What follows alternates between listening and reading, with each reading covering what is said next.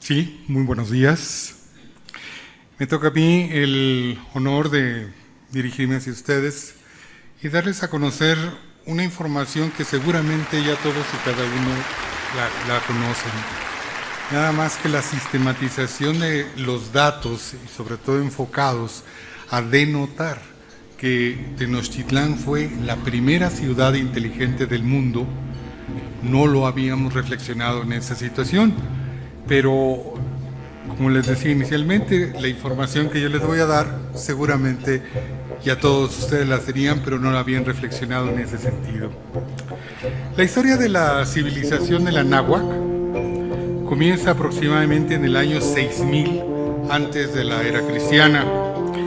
Termina con la llegada de los españoles en el año de 1519. 7 milenios y medio de desarrollo humano y cultural sin la intervención de otra civilización.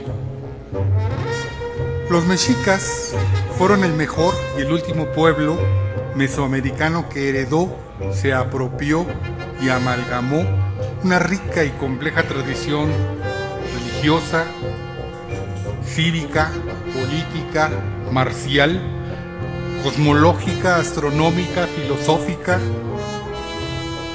médica, artística, y fue aprendida y desarrollada por los pueblos de Mesoamérica a lo largo de varios siglos. Los mexicas se desarrollaron en la región de Mesoamérica desde el año de 1325 hasta 1519. En este breve lapso obtuvieron un alto grado de sofisticación tecnológica y cultural. En el año de 1519 habitaban en la ciudad de Tenochtitlán entre 80,000 y 300,000 personas. Cuando llegaron los españoles, diariamente en el lago confluían aproximadamente 60,000 canoas. Dentro de la ciudad se construyeron 78 templos y edificaciones monumentales. La ciudad, como ustedes recuerdan, fue hecha en medio de un lago. A partir de la construcción de la ciudad en medio del lago se hicieron varias calzadas que unían la ciudad con las orillas del lago y que además servían no solamente como de calles, sino también se aprovechaban los canales para poder tener una comunicación fluida y poder llegar a diferentes partes de la ciudad de una manera rápida y segura. Muchas personas piensan, muchos arqueólogos piensan que eso retrasó o evitó la creación de la rueda, puesto que no se necesitaba vehículos en el ambiente en el que se creó la ciudad. Los canales eran muy eficientes sitios de circulación para barcas y canoas. También existía en la ciudad un funcionario que su trabajo era supervisar las construcciones y evitaba que se invadieran calles y canales. Ese funcionario se le decía que era el Calminolocatl. Era un funcionario cuyo trabajo era verificar que no existiera invasión a espacios públicos por parte de particulares. Tenochtitlán fue la primera y única ciudad en el mundo donde se garantizó para la totalidad de la población una educación gratuita, obligatoria y universal. Este admirable sistema educativo no permitía dejar sin oficio ni profesión a ningún niño o joven. La Gran Tenochtitlán era un portento de desarrollo urbanístico. Ostentaba escuelas, museos, zoológico, jardines, parques públicos, mercados. Contaba con un eficiente sistema de transporte acuático público y comunitario. Había diseminada en la ciudad varias bibliotecas públicas, llamadas Amoxcali, de donde se conservaban los códices, o Amoxquín. La ciudad se dividía inicialmente en Altepetl y después en los famosos Calpulis. cada calpulli se dirigía de manera autónoma en su culto interno, su mercado o tianguis, su sociedad, sus cadetes, soldados y oficiales del ejército, contribuyendo a participar como una unidad en las concentraciones y fiestas generales convocadas por el Estado. Tenía una zona de tierra cada calpulli, una zona de tierra cultivable, y eran tierras comunales. Contaba con escuelas, tianguis, que eran cuidados por guerreros, policías y un consejo de mercaderes, en donde en juicios inmediatos, locales y expeditos se daba la correspondiente sentencia para los delitos de mercado, como el fraude, estafa, deudas, rapacería.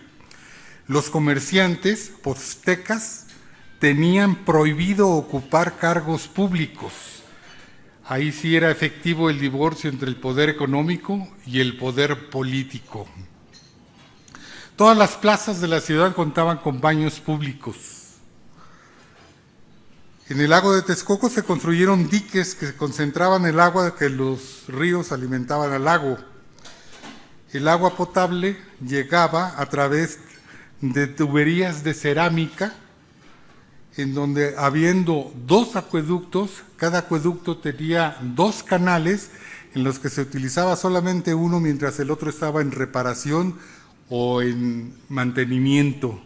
Esto es para garantizar que jamás existiera desabasto de agua en la ciudad. Los acueductos llegaban con el agua que se utilizaba para la ingesta, para el meticuloso aseo de los mexicas, la preparación y elaboración de alimentos, limpieza de casa-habitación, lavado de utensilios. Se construyeron muchísimas obras con el propósito de evitar el desbordamiento de los lagos.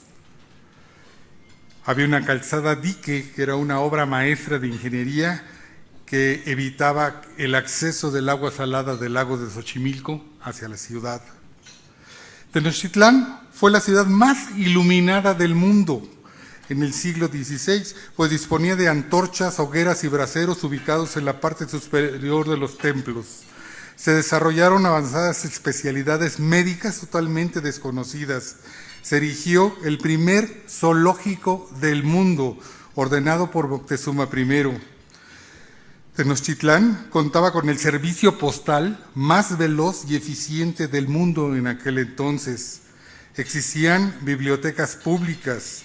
Se realizaba la consuetudinaria práctica de deportes reglamentados y la celebración candelarizada de justas deportivas, como carreras a pie, canotaje, lucha gladiatoria, arquería, natación.